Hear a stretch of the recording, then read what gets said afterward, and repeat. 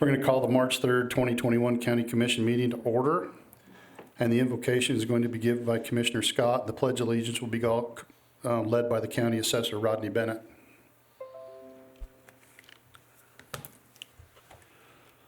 Our dear Heavenly Father, we're thankful that we can be gathered here in this wonderful county and for the opportunity to live here and to work here. We'd ask special blessing to be upon those that are serving us, both law enforcement or fire and those in the military, that they can be protected and that they can be with their families at the end of their day. We're thankful for the moisture that we've recently received. Please continue to bless us with what we'll need for our use and for the crops this coming year. Please bless us as we go over the items on the agenda, that we can make the decisions that will be of the most benefit to those that live here in the county. And we ask for these favors and blessings and do so in the name of Jesus Christ. Amen. Amen. Please stand and follow me in the Pledge of Allegiance. I pledge allegiance to the flag of the United States of America and to the republic for which it stands, one nation, under God, indivisible, with liberty and justice for all.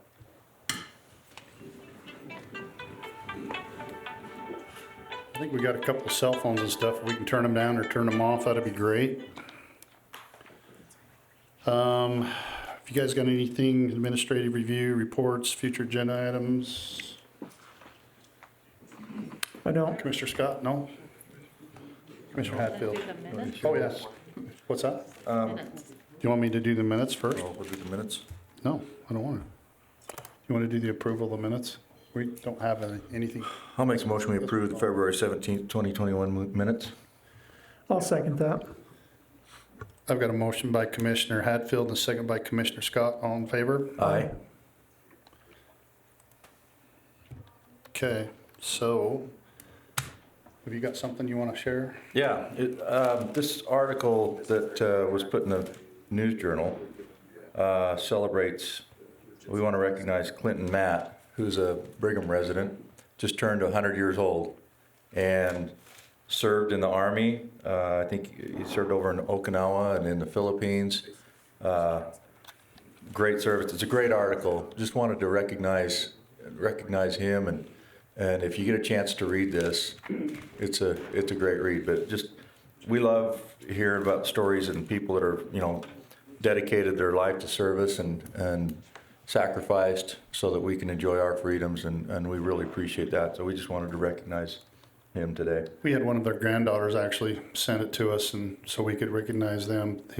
I guess he's not doing very good. They're going to try to do a drive-by, wave by and stuff for his birthday, but they don't even know if they'll be able to get him out. So if you happen to see it on Facebook or social media, drop them a note and tell how cool it is. And if you know of any other centurions that are coming up, we'd love to do the same with them throughout this year. So I think that'd be really cool. So thanks, Jeff. That's all I got. I was going to say your mom should be coming up here pretty quick. So She's got another 10 years. no more future agenda items. Emergency management issues, and we'll go with the COVID update. Yeah, we're hoping that that'll be off the agenda soon. So our numbers have decreased pretty dramatically. We hit a high of around 750 active cases in November during the holidays, and they've gradually dropped, especially since the beginning to middle of January. We're currently at 112 active cases in the county. New cases this week, I believe, was 27, and that's down 12 from last week. So between people being indoors and not out and about quite as much, and the vaccinations, I think it's making a big difference. So hopefully sooner than later. And so. Okay. Thanks for that update. And I'm telling you what, I just got back from COVID after being gone 2 weeks, and it's the worst hangover / flu that I've ever had in my life. So I'm just telling you what, I kind of thought it was crap and kind of didn't wear my mask a whole lot, but I was around somebody for about 15 minutes that didn't know they had been exposed. We found out 2 days later, and 2 days after that, all 3 of my family members came down with COVID, and we were basically down for 2 weeks. I'm still okay, but my wife and my son are still lost their taste and smell and have not been able to recover yet. So anyway, just, you know, do what we can, help each other out, and that's the best thing we can do, and have respect for one another. So you got anything, Commissioner? Okay, it looks like we're to 5:05. Nancy, do you want to come up and state your name for us? And we all know why you're here, but tell everybody else why you're here. Is that TV on? Hey, Nancy Green with Brigham City Senior Center. First of all, thank you for recognizing Clinton Matt. He is one of our seniors and had been at the senior center every year for his birthday. This year, of course, we can't do that. Last year, he and another 99-year-old man shared a cane up in the front of the building to get their picture taken, and I sent that picture to his family today. That is so awesome. And the drive-by will be Saturday, and the address is published on our Facebook page if anybody's interested. And I think it's in the paper and on social Yeah, media so, too. Thank you. Absolutely. So just great man. Absolutely adore him. So my reason for being here is twofold. Number one, just want to let everybody know that we are continuing to provide service for the seniors in Box Elder County. COVID has hit them hard, and we have continued to battle hard. So we do meals every day. We still provide transportation. We do counseling. I do a lot of what we call curbside consultations for Medicare problems, to go out to the car and stand there and visit with them or sit at our picnic table. It's been a very interesting year for us, when we thought we were going to shut down for 2 weeks and then be right back, and here we continue. Right now, we still have 921 clients that we are serving. Wow. Have 153 people that are getting Meals on Wheels. That number is down a little bit. We had 13 deaths in January of our Meals on Wheels people.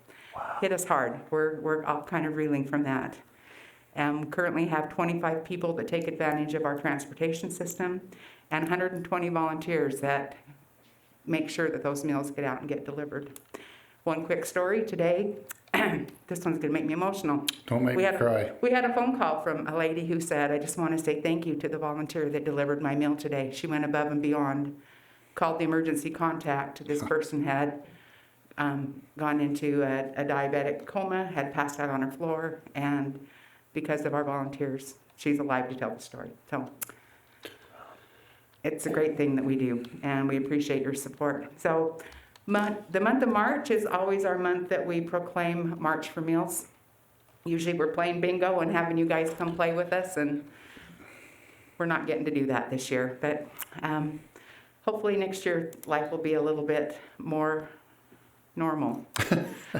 Whatever normal is. It's a new normal, we know that. So this is a proclamation proclaiming March 2021 as the 19th annual March for Meals Month. Whereas on March 22nd, 1972, President Richard Nixon signed into law a measure that amended the Older Americans Act of 1965 and established a national nutrition program for seniors 60 years and older.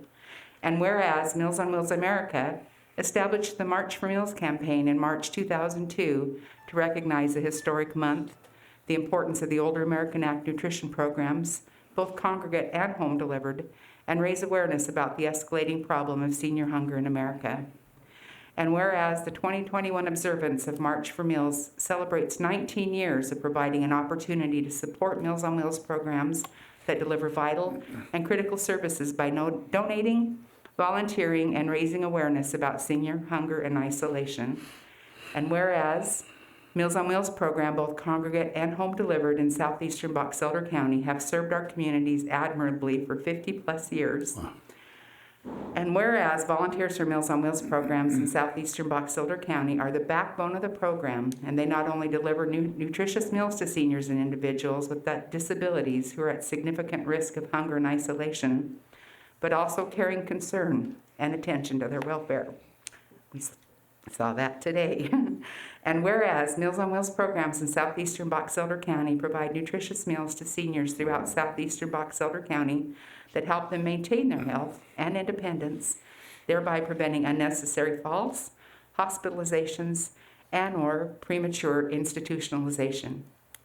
And whereas Meals on Wheels programs in southeastern Box Elder County provide a powerful opportunity for social connection for millions of seniors to help combat the negative health effects and economic consequences of loneliness and isolation. And whereas Meals on Wheels programs in southeastern Box Elder County deserve recognition for the heroic contributions and essential services that they have provided amid the COVID-19 pandemic, and will continue to provide to local communities, our state, and our nation long after it is over. Now therefore, we, Jeff Hadfield, Jeff Scott, and Stan Summers, as County Commissioners of Box Elder County, do hereby proclaim March 2021 as the 19th Annual March for Meals Month, and urge every citizen to take this month to honor our Meals on Wheels programs, the seniors they serve, and the volunteers who care for them. Our recognition of and involvement in the National 2021 March for Meals can enrich our entire community and help combat senior hunger and isolation in America. Thank you. Fancier one. We can Pass that on. sign that and make that. And I do have one small request, and I don't know who wants to take the challenge, but programs around the nation have gotten elected officials just to make a quick live video to post up on Facebook in support of the Meals on Wheels programs. Maybe a personal experience when you went out and helped deliver or something. And if you want to take that challenge and let me know, I'd love to do a live video with you doing that. So I'm sure you could twist our arms. I figured I I'd could. entertain a motion. I would make a motion that we sign the proclamation proclaiming March 2021 as the 19th Annual March for Meals Month. Second. I've got a motion by Commissioner Scott and a second by Commissioner Hadfield. All in favor? Aye. And if you've never had the opportunity to go deliver Meals on Wheels, this will be the first year I think I've missed Yeah. that you haven't been able to go, and the volunteers, do it on their lunch hours, and you've got retired people that come out and do.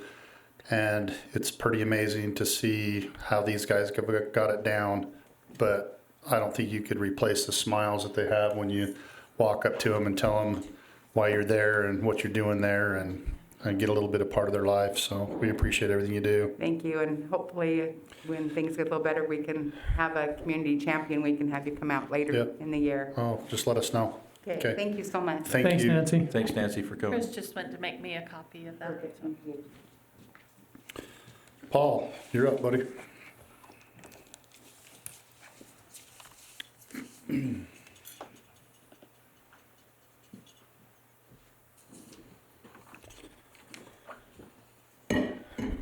Thank you. I'll take just a moment to get things set up here.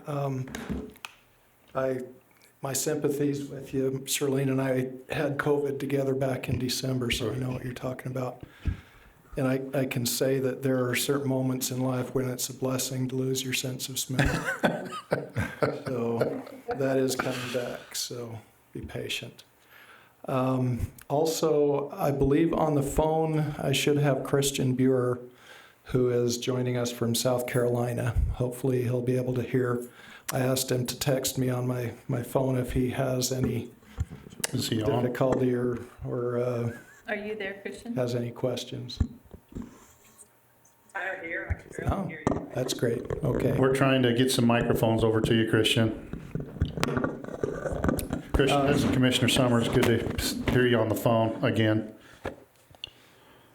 Thanks for joining us. Thank you for having me. Okay. Just to introduce the discussion, so as you see on the agenda, there's actually two items. There's a resolution.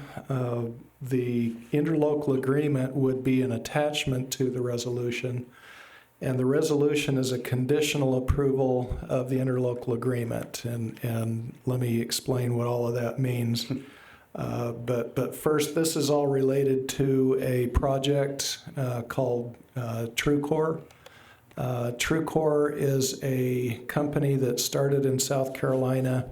They manufacture insulated metal panels, and they have a plant in South Carolina. They were acquired by Nucor and want to expand into the Western market with a new plant somewhere in the West. There are two options. One is Brigham City, one is Kingman, Arizona. And so we are excited about this project. It would be the fourth Nucor company to locate in Box Elder County.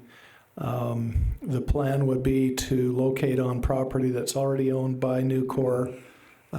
sandwiched sort of between gem buildings and the Volcraft plant. And it would employ initially probably about 50 people, ramping up over time. The estimate is 50 to 65 people, I believe, the average salaries. And Nucor has a compensation system that's a little different than everybody is used to, but it sort of translates to an average of about $70,000 a year wages. It's about a $25 million capital investment. And we are here tonight. It's a project that's on a fast track. And we're trying to keep up with Nucor on this. I've kind of thought this is a little bit, we have certain constraints as government, but we're a government entity trying to work at the speed of business right now. And so normally in a situation like this, we would create a project area first and then come to you and ask for the interlocal agreements. We're doing that sort of in reverse because of the time it takes to do notices and put a project area plan into effect. And so when the resolution says this is a conditional approval, what that means is a couple of things. One, the approval of the interlocal agreement doesn't take effect unless and until a project area is created and TrueCore announces that they are in fact coming to this site. And the other thing is that the chair of the county commission, which is Chairman Summers this year, has the ability to ask for certain changes to the interlocal agreement before you sign it and make it effective. That would not happen until probably later in April, when we have a chance to have the the project area plan adopted and a project area budget adopted. You would know at that point what all of the parameters are of the project, but they're very simple parameters at this point. So it would be a 60% participation. In other words, 60% of tax increment would be paid to the redevelopment agency for a period of 20 years.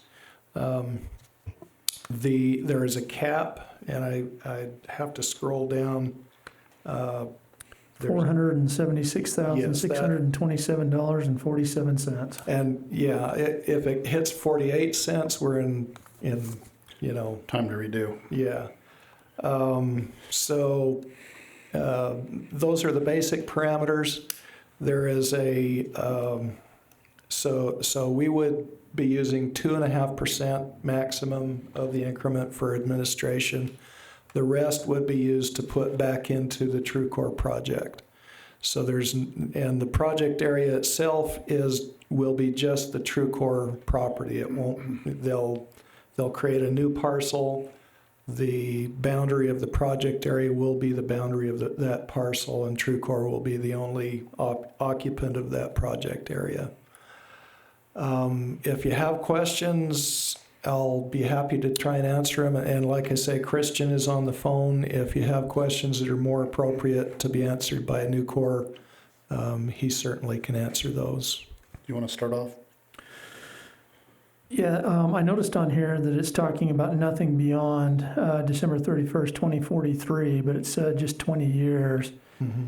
Is that just saying, basically, if this took a lot longer than we expected, they've got until, in essence, the end of 2023 to get up and running? Right. And if it takes longer than that, then it's just going to be less than 20 years? Right. So what would happen is there's a trigger date. And in the agreement, I believe it essentially says we have up to 3 years to do that triggering. Once the trigger event happens, then there's the 20 years is measured from that date. So it could be sooner than 2043 that it ends, but that is the latest it would go. Okay. And then the only other thing that I had, and not to be a broken record, but I wanted this on the public record here at our county commission meeting. The agreement that we would sign would have us participating for 20 years. Yes. At 60%.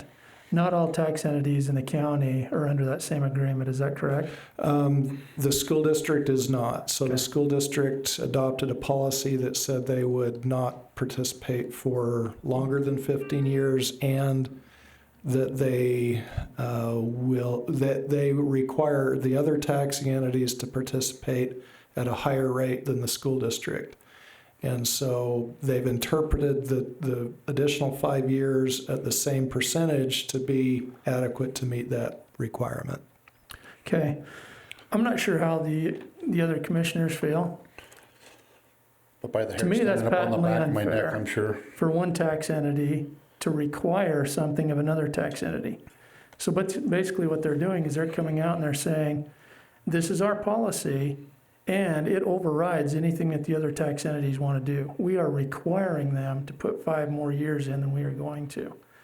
And I just think that's patently unfair for them to dictate policy to us. So what I would like to do, and I understand that time is of the essence on this, but I would like to convene a tax entity committee meeting, get all the stakeholders there, and come up with something that is fair for everybody. Mm-hmm. I mean, obviously, as a county, it's our responsibility to collect the taxes and then eventually remit that portion that goes to each tax entity. And so, we see it all come in, Yeah. and then it goes out. They're by far the biggest recipient. 67%. And I think that What is all it? of the entities School doing, district, how much? 67%? Right around 60. 60. And I think all the tax entities really try to do the best that they can with the revenue that they receive, that's their proportional share.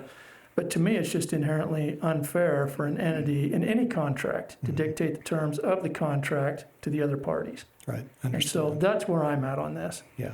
Paul, Having said that, I love Nucor. And I think this is amazing that they like this community. They see the work ethic. They see, the transportation. They see everything right here that fits, and they want to come here. Mm-hmm. I love that, and I think that Yeah. these are going to be absolute wonderful jobs. They've been a great corporate partner to the other community. So I think this is a win. But that is the one issue Yeah, I understand. that I have. Yeah. was that new policy change, was that just recently enacted? Yes, it was just And that's fairly going forward recently for any, enacted. they're saying for any projects Yes, going forward? any project area Yeah, in that the can be county. problematic. Yes. I think it was December of 2020. Yeah. Yeah, roughly. That nobody bothered to consult with anybody else, and that's kind of like, yeah, I agree with Commissioner Scott, that's not right. Y'all gotta be able to. I'm not put even sure it's sandbox. legal. I'd have to look at my attorney over there to see if there's any way that, because I know I can't encumber any other taxing entity and put policy on any of those guys without it being legal, Well, so. they can't require us to enter into this agreement, so Right. it's a little different. They can set their own policy, and if nobody else likes it, nobody would enter the agreement. I mean, Right. that's basically a remedy. That's kind of. But it's basically giving you a 3-legged stool and saying, if you don't kick it, so. But I agree with Commissioner Scott also in the sense that Nucor's been great. Yeah. It's a great project. I think it's got great potential. So we definitely, want to Yeah. try and make this work, but we do need to sit down and get Yeah. that hammered out. We're excited. I don't know the name of the county yet, but we're apparently one of 2 counties now in the nation that will have 4 Nucor facilities. It's actually 5 divisions and 4. Yeah, and Yeah. so, And we appreciate them. I don't think we can say game on enough. with whoever that Oh, other county is. Yeah, absolutely. The only other thing I was wondering about is there any way they can just expand the other RDA we've already got with them that would make it quicker and easier? Well, there is no other, they're outside of the boundary of that other project area.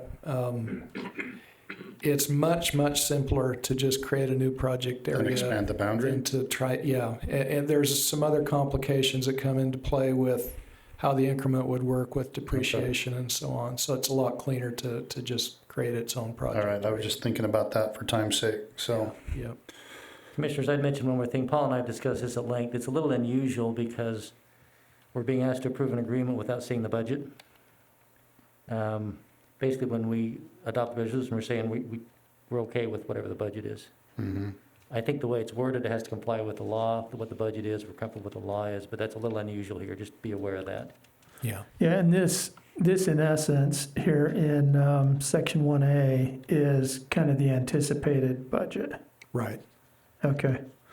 Yeah, it really will be a very simple budget. there will be a line for administration and then a line for, it'll be very similar to the Niagara agreement where there's some administrative cost and then the remainder is rebated to cover some of their, some, definitely not all of their costs. Well, just by way of comparison, so that folks know what impact this will have on the county, and property tax revenue.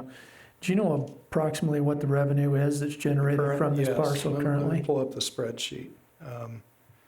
So what we've done is prorated the value of the land to the parcel that TrueCore will occupy. The current taxable value of that land is about $79,000, and the current amount of property tax generated to the county from that is looks like about, I got to get on the right line here. For Box Elder County, it's $132. With the project happening and under the 60% increment and 40% back to the taxing entity, that will jump to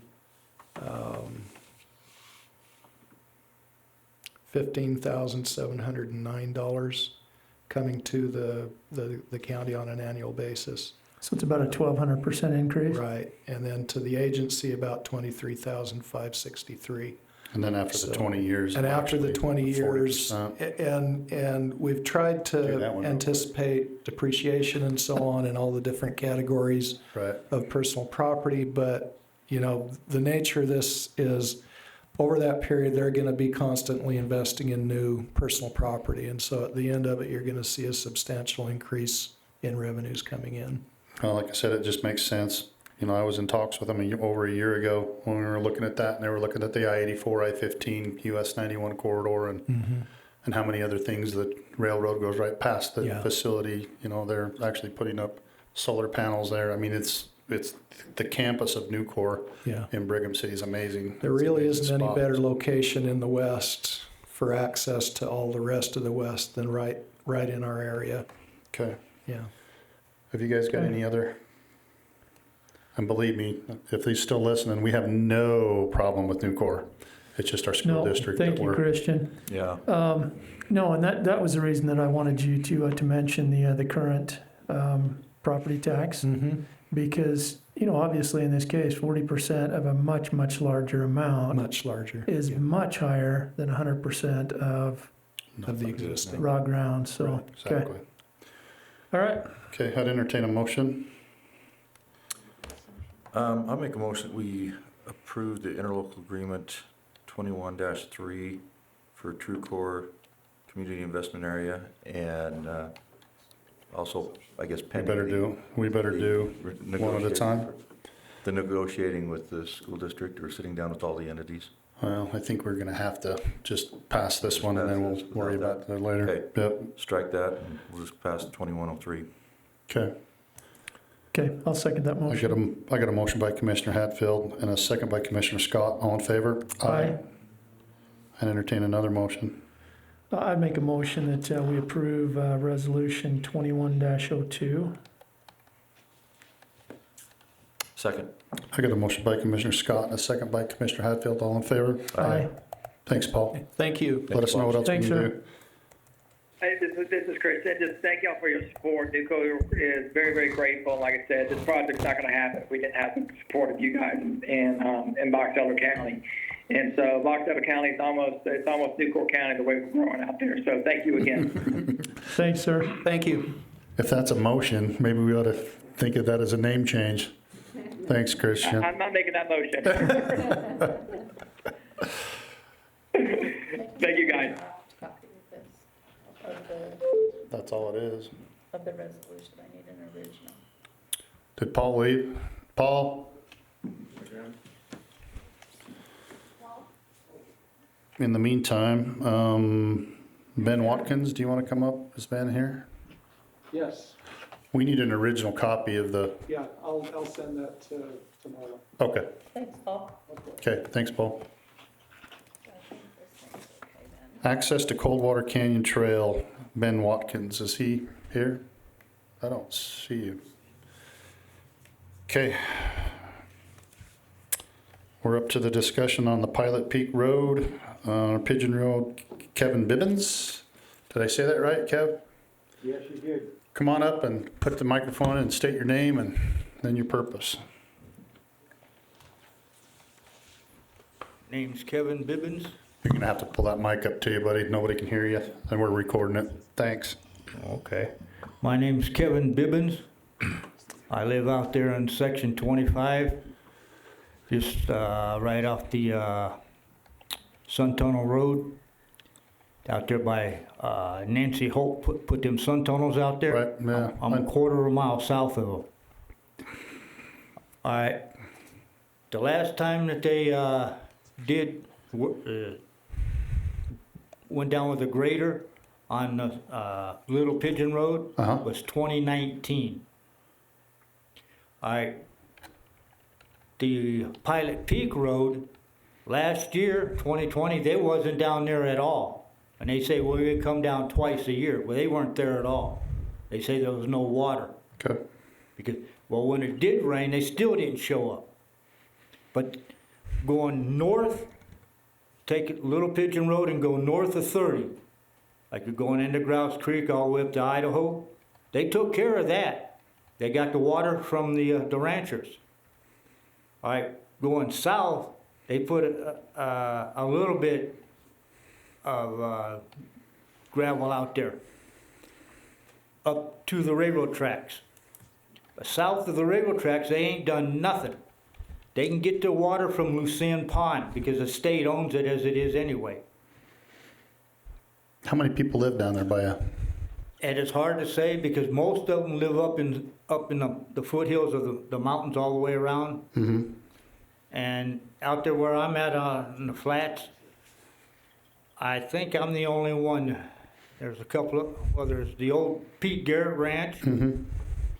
and there's Steve Galloway, then there's me, and we got a dirt scratcher out there now, which that's what I call the farmer. Oh, he makes so much dust, I can't even see the mountain range from my place. Yeah, that's a problem with western Box Elder County. Pray for rain and it never happens. Yeah, Pretty dry. But what I'm getting at is because of the washboard effect. I just got done spending $1,800 on my truck because the washboard did that much damage to my truck. Yeah. Well, I'll tell you what. You know, we've got about 700 miles of graded roads in the county, and I know they try to get out there, you know, at least once or twice a year. And if it hasn't happened, you know, then we'll take a look and see what's going on with that. But the water is out there, right there at Lucien Pond. Yeah, and they're really good about being able to, if something happens and their trucks are available to come and water down things or actually try to see if they can hit stuff like that. So we're well aware of that now, and so let us kind of see, and maybe we'll go down and take a look and see if maybe we can just count how many cars are going up and down. I mean, we go out to the Spiral Jetty. We've been having 1,000 cars a weekend go out there, and we get the same complaints going out there, and yet we're hitting that as much as we can because of the cars. So Well, they don't even hit out there on Pilot Peak or Little Pigeon Road. They don't even come out there. 2019 was the last time they were down there on the Little Pigeon. well, we'll mention that to Bill, and I've try also to get asked somebody else. Bill, I said, make up a screen for me, and so I can drag it behind my own truck. Right. Well, we can't do that because of liability purposes That's stuff. his excuse too. Well, it's not an excuse, it's just a fact. So I'm sorry about that. But sometimes it's like I live out in the middle of nowhere too, and sometimes my amenities doesn't quite happen with what happens with everybody else. So But I've been out there for 25 years. I've only seen them out there, 3 times okay. out of 25 years. Okay. I don't know if I've got any business cards. I called you before. Have you got my number? Yeah, I called you last. Okay. You're in my phone. Okay. Call me again if we don't get out there in the next year, and we'll make something happen. And what's So, going to happen with my truck again? I would imagine just drive slower. If I drive 20 miles an hour or less, that road rattles my truck to the beats. I got to, in order to get out there, drive smooth, I got to do between 35 and 40 just to make it smooth. Okay, That's how bad it is out there. okay. And the dirt scratchers tractors, they tear that road up. And they get out there. Okay. Have you guys got any other questions or comments? No, I mean, I appreciate hearing from you, Mr. Bibbins, and, like Commissioner Summer said, we'll talk with our road department and see what the schedule looks like and see what they can do. Because I've gone in and talked to Bill, and I've talked to him all over the phone many a time about this. Right. And We have 5,900 square miles in the county, 700 miles of dirt road, 1,300 miles of other road, and we've got a pretty small division. They got, It's a pretty small crew. all right, they got a blade up there in Grouse Creek. Right, yeah, we have one in Grouse Creek, one in Park Valley. Right? Yep. But they was out there trying to get the snow off the road that they fixed. Yeah, There's no problem with that road going from 30 up to the Idaho state line. That's a good road now. It's going south of 30, okay. the Idaho. We've got it on the agenda and we've got it taken care of, so we'll see what we can do. I appreciate you driving clear in here. 150 miles one way. I used to work at the Cross X Ranch out there at Grass Creek, so I'm fully aware of how long it takes to come in and out. So I appreciate your time. Yeah, Thank you. thanks for coming in.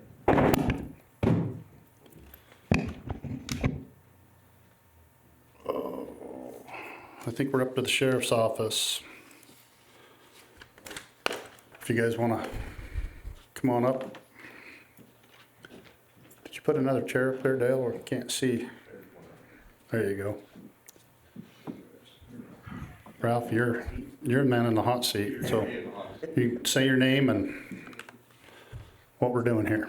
Okay, Ralph Benham, Commander. Put your microphone right up to your mouth so we can hear you, buddy. Ralph Bennett, There you Field go. Commander, Sheriff's Office. We're here to address the potential contract for Securus Technologies for adding tablets for the inmates for the jail. Before we get carried away on this, I'd like to take a moment and thank you guys for approving that raise for the kitchen staff in the jail. In the weeks following that going through, every single one of them stopped by my office, every single one of them, and thanked me, left me a note or a card thanking me for that raise. And I told them, I didn't do that, you guys did. But just want you to know that they do appreciate it, and as an office, we appreciate everything you guys do for us. We know we're cared about, and we appreciate it. And we appreciate everything you do for the community.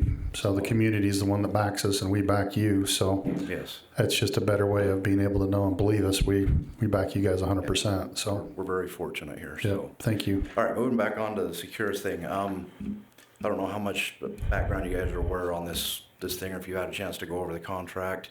Steve's had a chance to read through it already. The main gist of it is, several years ago, we started looking into tablets. I wanted it for an educational purpose. You know, we put inmates in jail, they sit for 60, 90 days, they get out, and they go back to doing whatever. I wanted to give them some kind of a platform to start bettering themselves. We were looking at possibly, adding some kind of a college education boost. There's no way they're gonna get a full degree in 90 days. There's some out there, but they cost ridiculous amounts of money that the county simply can't afford. Securus has offered one that they can get some vocational training, but they can also do GED, high school diploma, it's all online. They also can do life skills, resume writing training. They can also do this and earn credits to get video games, movies. So also some of the dumb mind-numbing stuff that our kids like doing as well. It can be a great management tool for us in the future. Part of this is also video visitation. Starting in January, we're going to switch and have telephones be part of it as well. And this is all going to be done on the tablets. There's zero cost to the county for the installation of the equipment, which is a plus. So I don't see a downside to it. The only thing they ask is we give them an address to send the checks to. Wow. So, Can we do telehealth on these? I'm sorry, what? Can we do telehealth on this stuff? Or is that Not something- yet. Okay. Because I know we've it's- been looking at that for quite a while to be able to, Yeah, there's, the state's looking into some telehealth stuff. Okay. But where we've got the jail nurses, any telehealth would go through them anyways, rather than having the inmates phoning in, because otherwise that's probably all they would do. well, and I just know that, I mean, you could have a clearinghouse come through the nurse and stuff and be able to non-contact type stuff that. Yeah, Okay, it would have to go through the nurses either way. So. okay. Have you guys got any questions? I'm assuming it's a boilerplate contract. I noticed that there was something in there about texting. I can't imagine that they're going to be doing much texting on these, though, are they? It's an e-messaging option, Okay. where they already have it now with the kiosks that we have, but there's only 2 kiosks in each section. They currently charge 25 cents per message. This one is a little bit less than that. But yeah, it's kind of an e-messaging type system, but yeah. Cool. And the county gets a commission off of those as well. So like I said, it's a good, minor revenue generator for the county, but the main thing is it increases their ability to contact and communicate with their families, so. Good. Less recidivism, whatever that word is. Recidivism? Yeah, thank you. Yeah, that big R word. Spell that. Do you have any concern about it, Steve? He's looking No, we've been over, there were some concerns that we talked about, and Good. Okay. I'd entertain a motion. I'll make a motion that we approve the agreement 21-02 with Securus. I'll second that. I've got a motion by Commissioner Hatfield and a second by Commissioner Scott. All in favor? Aye. Thanks, boss. All right, thank you. Appreciate it. Thanks. Thanks, Rob. You're up, Dale.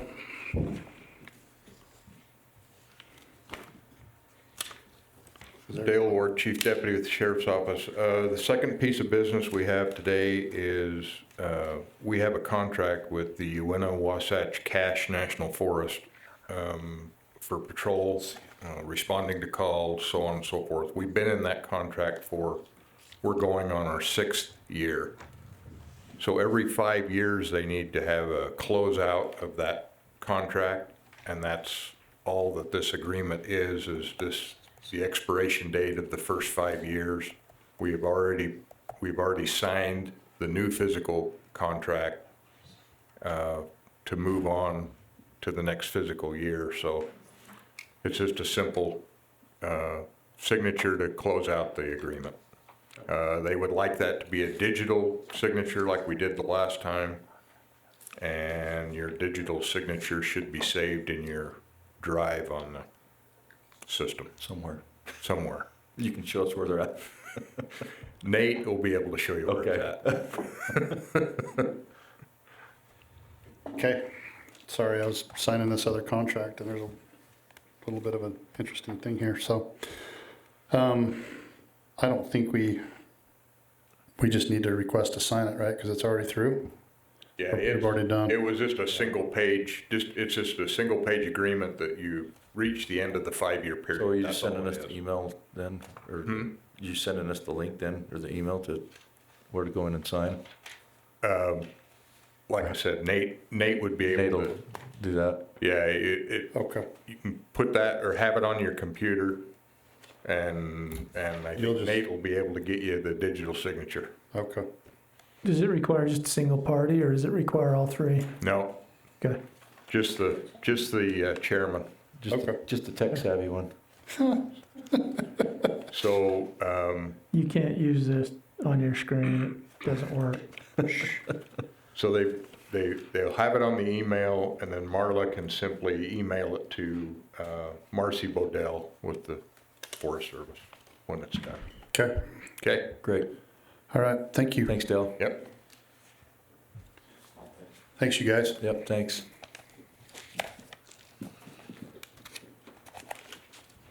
I think you're skipping. No, you're up. Yep. Man, you're jumping the gun. Just kidding, Rob. Trying to say, get back on schedule. That's awesome. Wow. Thanks, sir. It's my other commissioners. They talk too much. I'm Rob Hopkins, here representing Autonomous Solutions. We are a private company. located just across the county line in Cache. As I think most people know where we're at, up there by the High Country Estates. What we do is automate vehicles, so not passenger cars, but large machinery, larger vehicles. We have contracts working with the military to try to do automation, different testing things that they need. Our facility has test tracks that are designed to be under 25 miles an hour. And one of our current projects is to do a test for the Air Force that is 55 miles an hour. So we're here seeking permission to temporarily close a road out in Fielding so that we can set up as a test site temporarily and test a vehicle on that road. The road that we've looked at and we think will work great is 3600 West, which is east and north going out of Fielding. It's a straight gravel road, which is exactly what we're looking for right now. Our plan will be to set up orange traffic barrels periodically up that road. We need about 1 mile to 1.5 miles maximum to test on, and then run an autonomous, which is no driver, right? Vehicle up that road and using different Sensors and stuff. sensors, radar, and whatever off those barrels. Then we'll test on that road. We need to we're hoping to initially get an approval to do that by the end of the month. We're looking at the 24th as kind of our target. Of course, we wanted to work with the county and whatever we need to do there. Second part of that is, though, we will need to do additional testing in the future. And so I don't know if we need to discuss separately or at a different time. Can we do some kind of a master agreement with the county to say, hey, we want to use different roads, maybe at different times. We know we have another project that will look for paved roads at some point here in the future to do some testing on. And again, it's because we have to get the speeds that our tracks there at the facility don't support. So that's what we're looking for, is permission to work with the county, temporarily close that road. We'll keep the sheriff's office informed, make sure they know when we're doing it. So if there's anybody calling in or dispatch knows what's going on, if they want to send a deputy out to kind of keep an eye on things. Like I saw a car driving down the road with nobody in it. Might cause a stir, right? Might cause a little bit of a stir. We'll plan to provide road blockage signs and even vehicles at any intersection points. That road is great because I marked it on that map, starting at Main Street Fielding, going north like 4 miles, but we would probably sit up on the upper northern part of that because there's just not many intersections at all, and we could close the road pretty safely and not have really probably any conflicts. On this testing, are you talking like the whole day, or is it just, are you thinking a few hours? That's what I was going to ask. We're kind of open to what you'll permit for us to do. I mean, we could go out and set up in the morning, set up barrels, set up the radars, do what we need to do, and then test in the afternoon for a couple hours.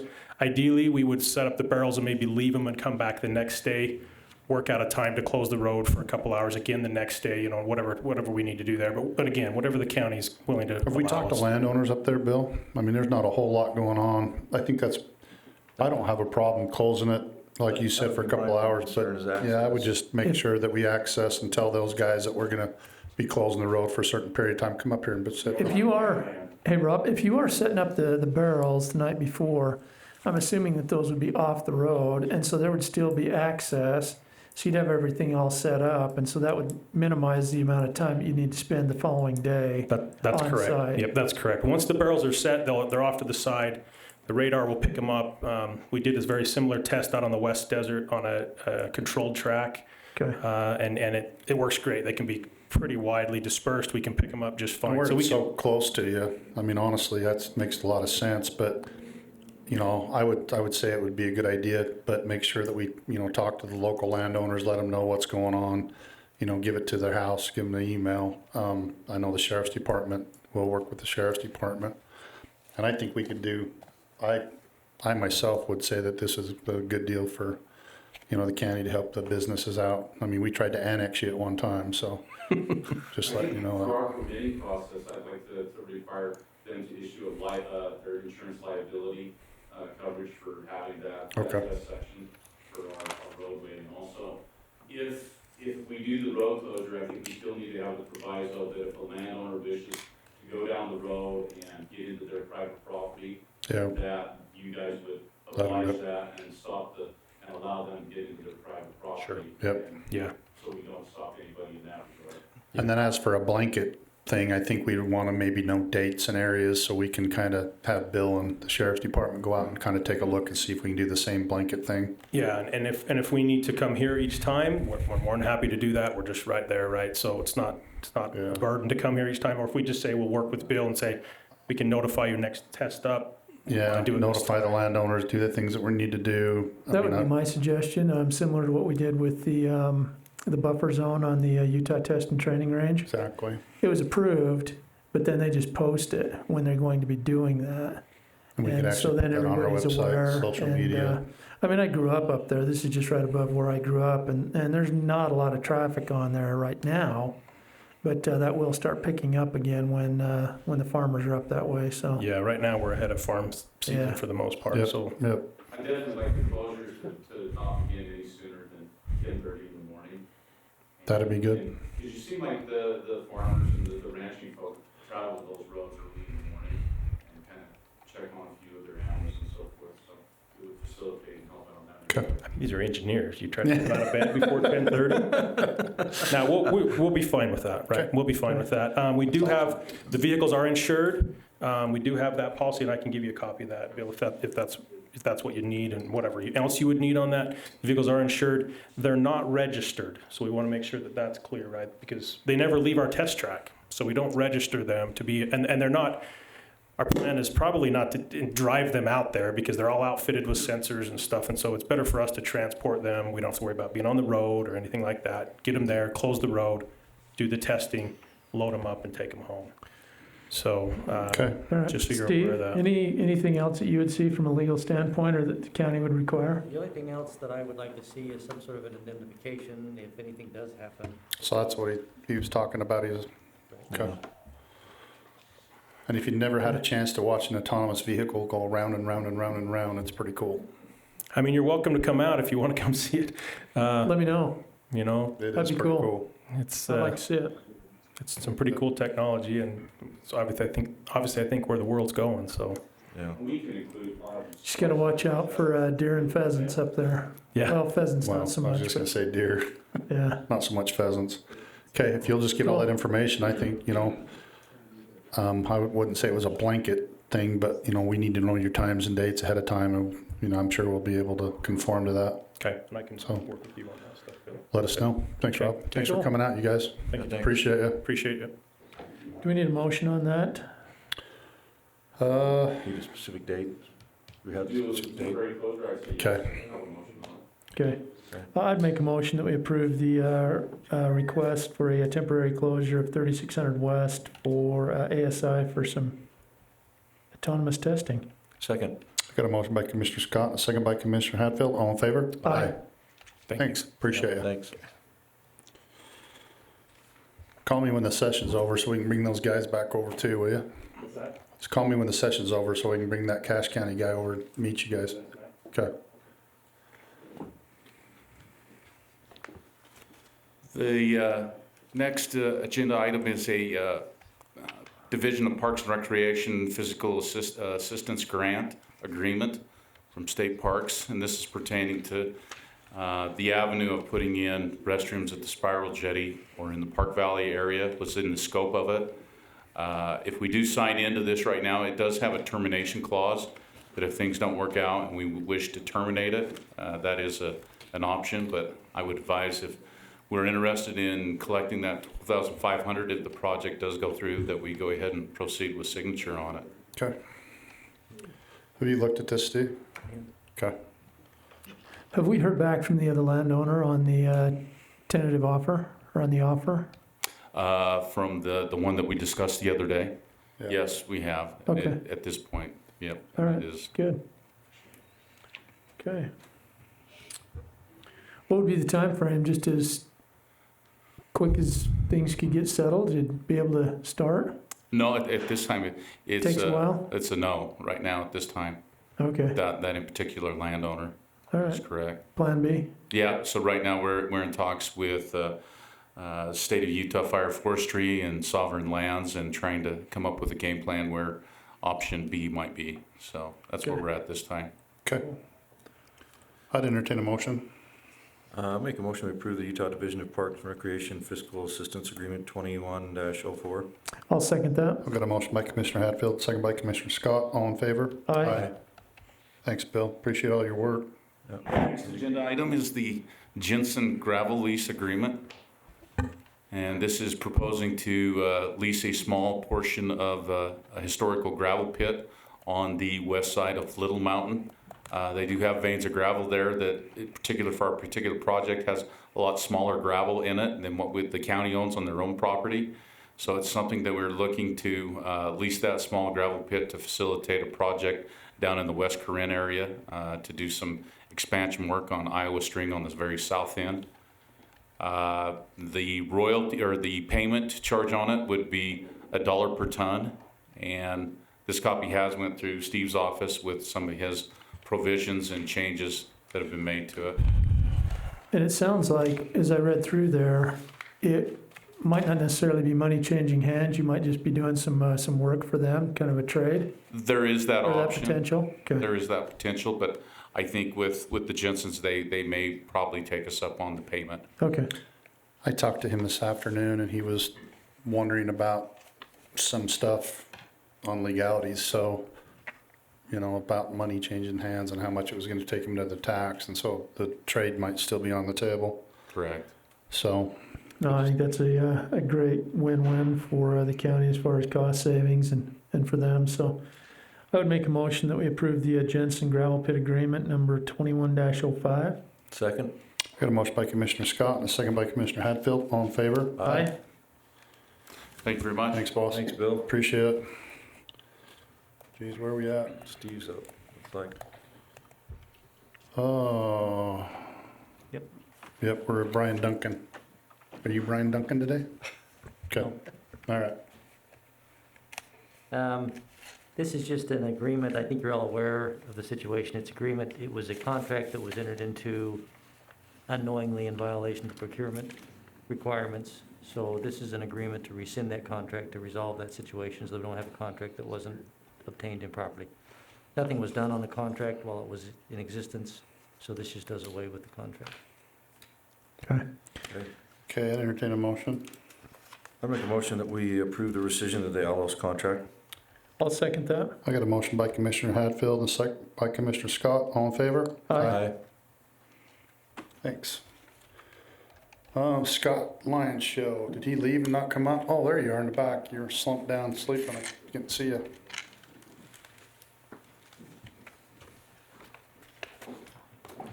You saying you were putting him to sleep back there? I'm saying I was putting him to sleep back there. Just patiently waiting. All right, first item is ordinance 526. So this ordinance is, the request is to rezone approximately 5 acres located at 4740 north, 6800 west. Rezone would be from the RR20 zone, which is a rural residential half-acre zone, to the MG zone, which is a general industrial zone.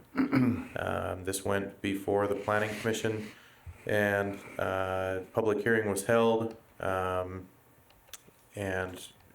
I'm trying to remember if any comment was made. I think the applicant himself commented, obviously, that he was in favor of it, and one adjacent property owner commented from just a neutral standpoint. I received a phone call prior to that public hearing with one landowner in the area that was opposed to it, and based on that input, the Planning Commission forwarded a recommendation of approval to the County Commission. Now, since then, I know you Is that the petition? have received some input from additional residents in the area. They were not aware of the public hearing. The way our noticing works, we basically notice it on our website, on the state's public notice website, and we send a notice by mail directly to adjacent property owners. So some of those, probably all of those on the petition, are neighbors, just not direct adjacent, and so they didn't receive a notice in the mail. They would have had to see the notice either in the newspaper or on the website. those sorts of things. So they weren't aware of the meeting. So when you say residents, I don't think there's anybody that lives there, right? On the property in question or adjacent to? Adjacent to. So directly adjacent to, no. In the, I guess you would say in the community, south of there are some new homes that have gone up on Iowa String 6800 West. So I'm guessing that's where these residents that signed the petition are coming from. Looks like all of the signatures on there are within 1 to 4 blocks in any given direction of the property in question. Mm-hmm. So they're fairly close. Okay. So, is this the one that's trying to get into the, sorry, got too many on my mind. Got brain fog. It's not the landfill, it's what are they doing out there? On this specific like property? a junkyard. Yeah, so okay. so this property, it's a 5-acre property, 1 parcel south of P&G. And the landowner has approximately 30 or 40 cars parked on the property. So we sent him a notice of violation that's not allowed in the rural residential zone. He contacted me and asked what could be done. He said his 2 options were either removing the cars from the property or you can ask for a zone. The only zone that allows like a junkyard, salvage, auto wrecking yard type use is that MG zone, the industrial zone. So he submitted a request to change it to that in order to be able to leave the cars on the property. In addition to that, at the Planning Commission meeting, he stated that he has a business that's related to construction and he would use the property as well as like a construction yard for what he does with that. Do they have to be fenced and stuff? Does that come into that? So, yeah, so I mean, if the zoning were to be put in place, then he would come back to the Planning Commission with a site plan. That's what I was going to say. And that site plan, the Planning Commission could require fencing or some other items to take place. Commissioner Scott, how many were on that petition? All of them. I mean, how many are there? Yeah, I mean, it's a little tough to tell just the way that it's written out. It almost looks like it's a name and then their signature. Unique households, I mean, it's probably about 7 or 8 individual people that actually signed, 12 to 16. So, I mean, it's not insignificant. Yeah. That was going to be my question, because what you see on a lot of salvage yards, they do require the privacy fence. Mm-hmm. So that, and I think a lot of it, quite frankly, is good for them as well, security. Mm-hmm. You don't want people, scoping out what may or may not be there. So honestly, in my opinion, I think I would like to maybe table this. I don't know what you guys think, but to see if he's interested in going to that next step and being able to put up the privacy fence and know that that's the next step into it before this happens, because just giving him this one shot, then I'd just assume make sure that he wants to do it all instead of just saying, okay, it's okay if you park 30 cars here. Mm-hmm. And then he never comes back in and does the rest of it. So, what's your thought as far as the progression and the steps on this? Would it be better to wait for the rezone, or would it be okay to grant the rezone and then he's got to understand that if he wants to operate it as a salvage yard or have those vehicles there, that could be part of the process, is you'd have to have a privacy fence. I mean, there's a couple ways you could approach this, and one of those is tabling it, and I can talk to the applicant and obviously make sure he's comfortable with it before you approve the rezone. The alternative is to just approve it. There's the possibility of denying it. There's also the possibility of with additional input, kicking it back to the Planning Commission and letting them look at it anew and see what they want to do. If they want to if their mind changes based on the additional input. So we're not under a time restraint, right? So if we tabled it, no. That's what I was just gonna, Yeah, I mean, it's the only potential problem right now is he's technically in non-compliance. Yeah. Because the vehicles Correct. haven't moved. Yeah. So let me ask you this way, is he still in non-compliance if the zoning passes? Until he gets Yes. the site plan. So we and can the- still pursue the non-compliance whether the zone change is made or Right. not. that's what I was, and that's kind of what I was getting at. Is there a conditional use that goes along with this too, or not? I can't Site remember off the plan. top of my head if it's a conditional use or a site plan, but one of the two or both. So that's what I'm wondering, if it goes back to the planning commission, they can actually put a conditional use on it that says, give you a time frame of how long you have to do this. Well, they wouldn't do that. No, they can't That's do a that. separate Oh, they can't do that? That's a Yeah. separate application. Okay. This is just zoning. Strictly zoning. I think, Well- I think the thought of the planning commission was you look at the area around it and it's the same zone that he's asking for. And it was kind of difficult to say, no, everybody else has got it, but you can't have it. But there wasn't anybody that voted basically no until after the fact. So the property is to the north. You've got P&G, and then one parcel. I know where so you're that- at. One parcel. This is a 5-acre parcel. Just north of this 5-acre parcel is another parcel that the Planning Commission zoned manufacturing or industrial in 2016. That one had no opposition, and they were looking at doing like a wood cutting, firewood type business is what they've had out there, and it's been kind of on and off. It hasn't been highly successful. To the east, the west, and the south of the property is this same rural residential zoning. So you do have both zones in the area, Okay. and I think the opposition on this one is a result of what's already there. yeah, most likely. So, okay. You may run into more difficulty, I forget how to say this, by denying the zoning, looking for a conditional use permit than you would just waiting to enforce it after the zoning change, because there's a basis for him to change the zoning. I mean, there's a basis to deny as well, but Right. Well, and like I said, I think I'd rather have him give him a chance to maybe go back and have another shot at it with the people talking about it that didn't know, and whether they, because they could still have it. It doesn't matter to me. I just want more information on what's going to happen there. Mm-hmm. So, Yeah, I think they could all end up being happy neighbors if they yeah, have a because I chance mean, to I hate to, try and work it out. yeah. They wouldn't have another public hearing though, would they? well, tell me what you're thinking. If you're thinking for another public hearing, then you start to, the applicant's already had his public hearing. Right. If we force him to have another one, that can be an issue. No, but I'm just saying, though, the discussion is like what we mentioned to Scott about having the fencing or making it private and things like that. If that's what They might be kind of like, oh, okay, well then, That would be more of a result of the yeah. the CUP or the site plan though, Yeah, rather this- than see, zoning. There's nothing you can do at this For the stage to zoning. require Yeah. fencing, other than enforcement, I suppose. Correct. which, So if you send it back down, they really can't require him to put a fencing up unless he Uh-uh. applies for a conditional use permit. well, that's what I'm saying. So, So but what's the purpose of sending it back down? I'm just trying to Yeah. clarify. So it I'm- sounds like Stan's, Commissioner Summers. I'm Sounds like just Stan. your original was to table it Table in it. order to speak with the applicant himself to ensure that he's actually, Okay with the next step.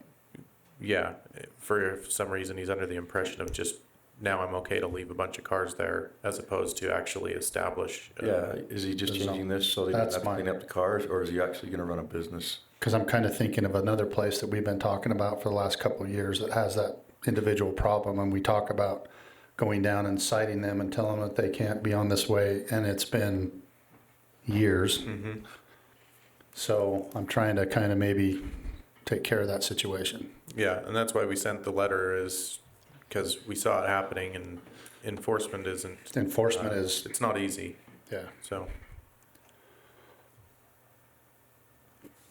I can't make a motion, so. Well, just tabling it is just not gonna Tabling really do anything. It's much Or better it's- than. Well, unless, like I sending said, it down. we Yeah, okay, so I'd make a motion, we table until we get a chance to talk with the applicant, and then we move forward from there. all right.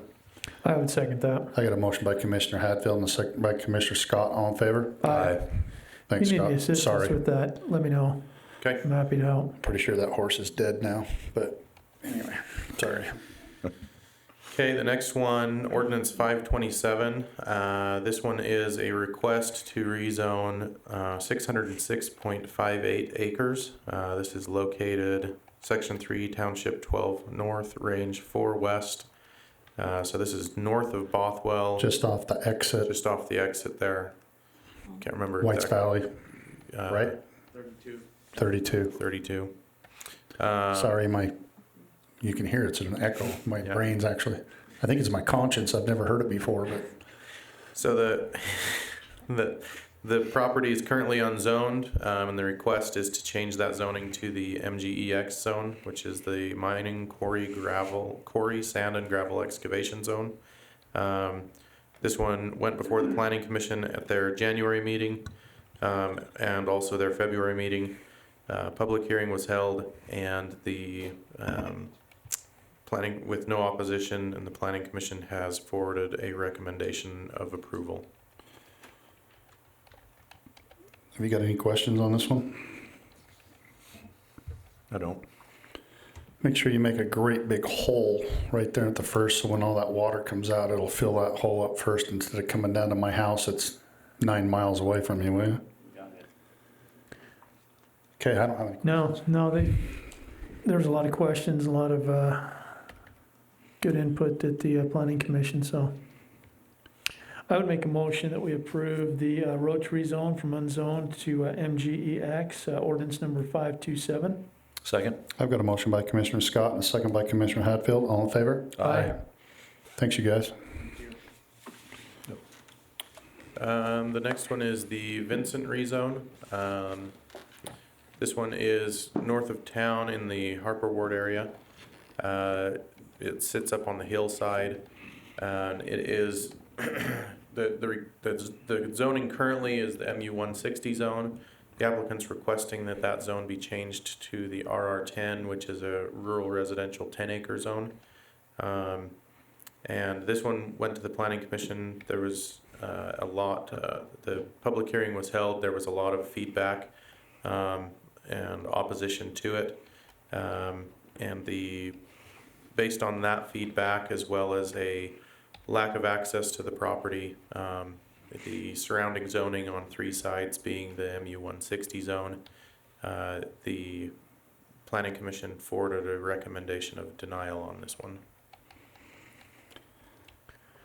Is there any way that they're going to be able to get that access taken care of in the future, or is that something that shouldn't be my business?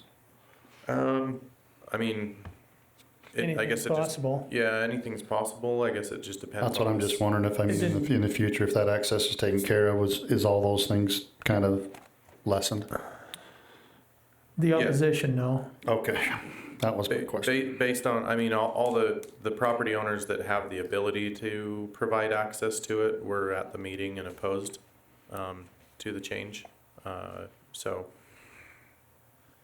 Yeah, everything from water, access, pretty broad. Quite a few issues that came up. Yeah. Okay. So. I entertain a motion. I make a motion that we deny the rezone of the MU 160 to RR10. I'll second that. I've got a motion by Commissioner Hatfield and a second by Commissioner Scott. All in favor? Aye. Okay, Ordinance 525, this is another rezone request. This one's for 9.48 acres located at 2485 North, 7600 West. This is in the West Korean area. It's currently zoned RR20, which is the rural residential half-acre zone. This one also is being requested to go to the MG, General Industrial Zone. And this one went originally to the Planning Commission in January, and a public hearing was held. There was the applicant actually brought several letters of support for the change, and there was one neighbor who, while in favor of the change, expressed some concerns regarding other uses within the MG zone. Being an industrial zone, it allows for a variety of heavier uses, such as oil refineries and steel refineries and salvage yards, things like that.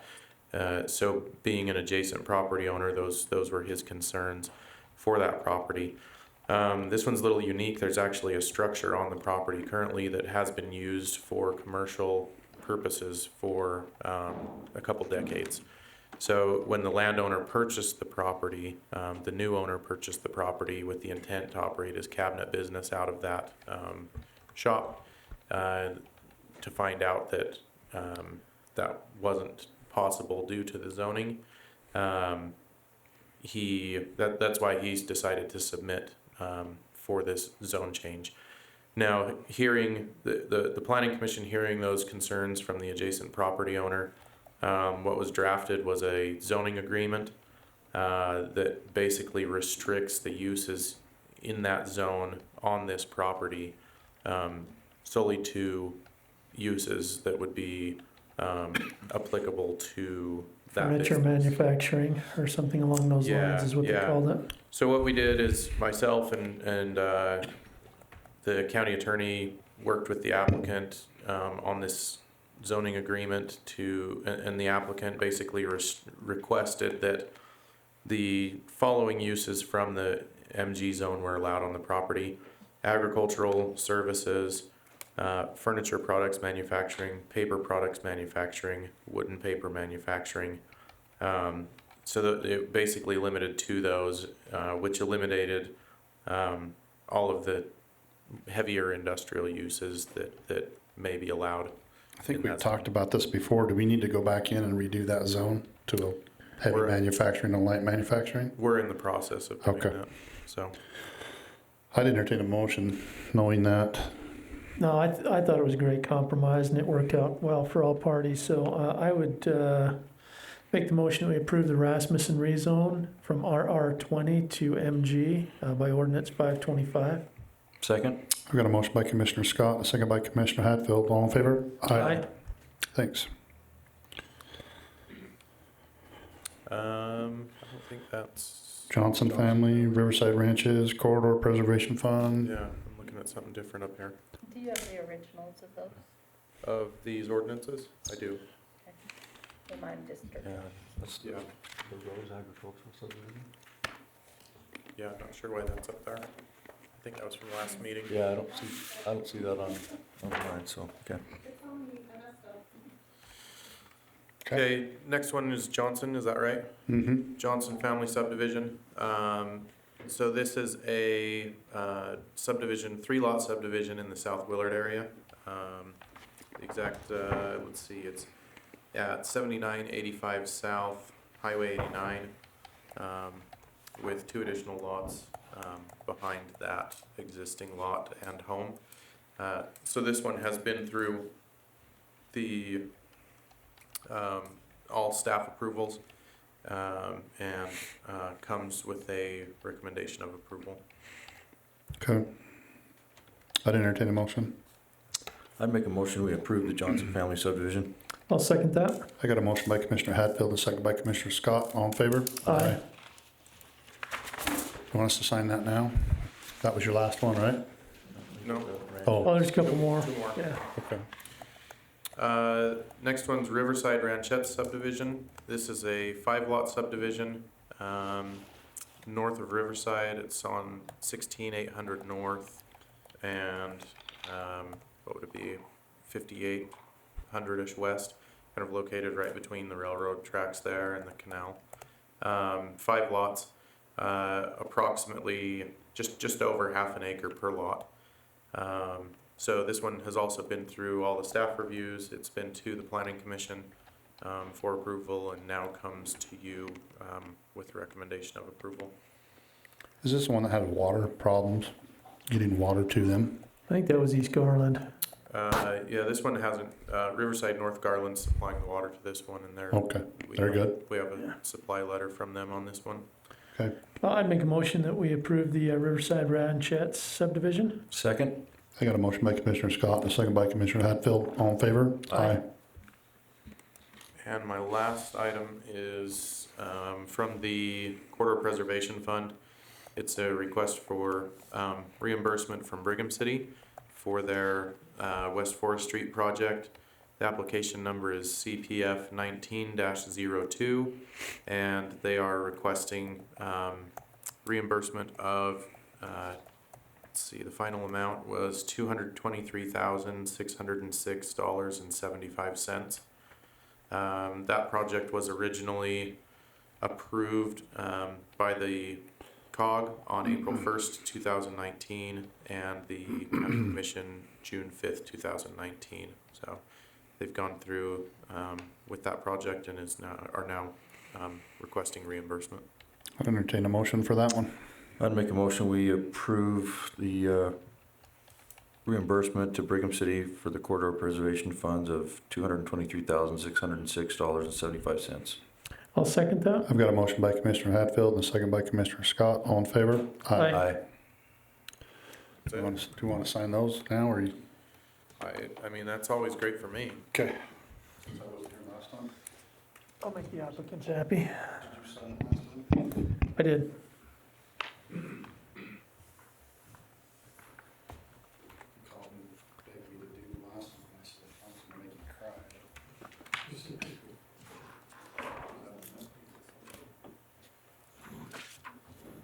haven't signed those ordinances too.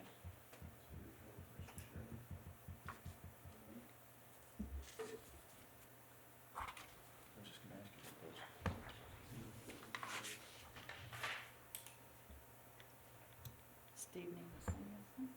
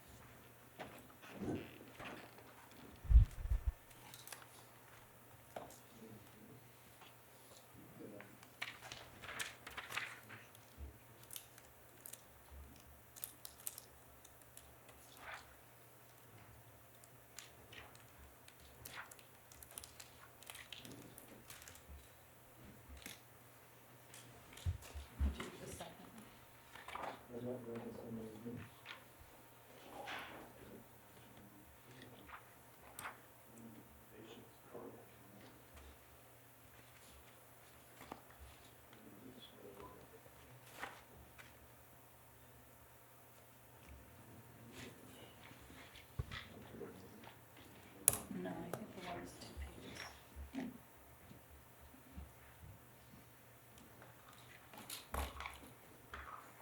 Oh, I love my stamp.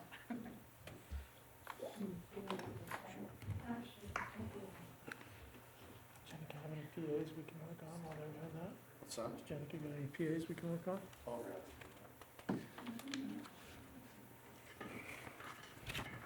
I thought you'd already texted her.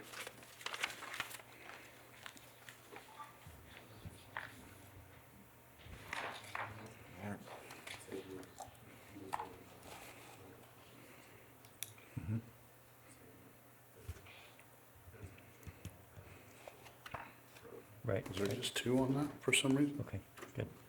Okay.